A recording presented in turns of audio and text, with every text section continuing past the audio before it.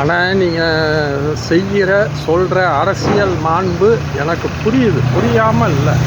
ஆனால் என் பிரச்சனை என்னென்னா என் சொந்தக்காரன் அத்தனை போயிலும் டிஎம்கே.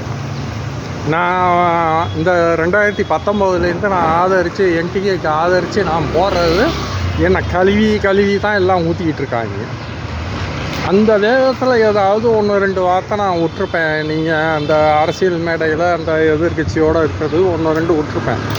உங்கள் சுற்றுவட்டம் மாதிரி பகுத்தறிவு உள்ள மக்கள் என்கிட்ட இல்லை. என்னமோ என்னை இன்னும் விரோதியாக தான் பார்த்துட்ருக்காங்க. எனக்கு எதிராகவும் வேலை செய்கிறாங்க.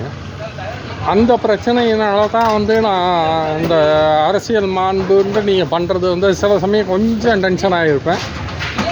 மற்றபடி எனக்கும் புரியுது. ஆனால் அந்த அறிவு என் சொந்தங்கள்கிட்ட இல்லை.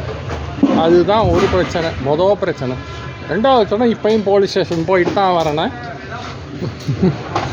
என் எஃப்ஐஆர் போட்டு என் செல்ஃபோனையும் வாங்கி வச்சுருக்காங்க. எதுக்குன்னா பிரச்சனை என்னன்றதை நான் சொல்கிறேன். யாரையும் திட்டி போட்டதுக்காக போடல. இந்த கிலாஃபத் ஆட்சிக்கும் தமிழ் தேசியத்துக்கும் இந்த ஒத்துமையை நான் ட்வீட் பண்ணேன். அதுவும் 2024. அதுக்காக தான் இப்போ என் பேரில் எஃப்ஐஆர், என் ஃபோனையும் பிடுங்கி வச்சுருக்காங்க. இப்போவும் ஸ்டேஷன் போயிட்டு தான் போயிட்டுருக்கிறேன். எனக்கும் என்ன பண்ணுறதுன்னு புரியல.